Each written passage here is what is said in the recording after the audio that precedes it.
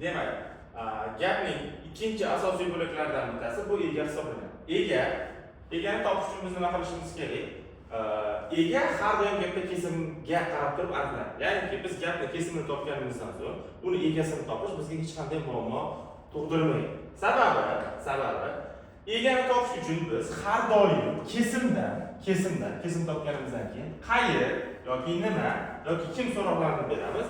Natijada kim nima qayer so'roviga javob bo'lgan so'z gapning egasi bo'ladi. Faqat kim nima qayer so'rog'i so'zni o'ziga emas, kesimdan berishimiz kerak bo'ladi. Masalan, xo'p, biz ertaga uyga ketamiz. Ketamiz so'zi kesim bo'ladigan bo'lsa, shu gapda kim ketadi yoki nima ketadi yoki qayer ketadi, shuni aniqlasak gapning egasi chiqadi. Demak, ketamiz. Kim ketadi bu gapda uyga? Biz. Demak, biz gapning egasi hisoblanamiz. Yoki ko'p gapirish uning eski odati kesim. Qaraymiz, mana shu gapda uning odati nima? Gapirish. Demak, gapirish gapni egasi hisoblanadi. Ko'pchilik gapirish so'zi fe'l bo'lganligi uchun qanday qilib bu ega bo'lib kelishi mumkin degan noto'g'ri xayolga boradi. Demak, ega ham kesimga o'xshab xohlagan so'z turkumidan ifodalanishi mumkin. Ot bilan, sifat bilan, son bilan, ravish bilan, xullas istagan so'z turkumingiz bilan ifodalanishingiz mumkin. Faqat u kim, nima yoki qayer so'roviga javob bo'lib kelishi shart. Yoki mushugim kecha yo'qolib qoldi kesim.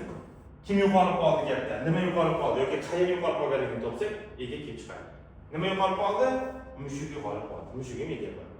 Xo'p, Namangan gullar shahri. Shahri kesim.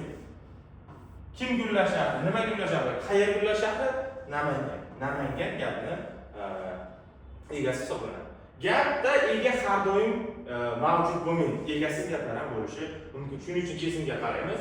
Kim yoki nima qayer so'rovini beramiz. Agar shu so'zga javob bo'lib so'z bo'lsa, gapda ega bor.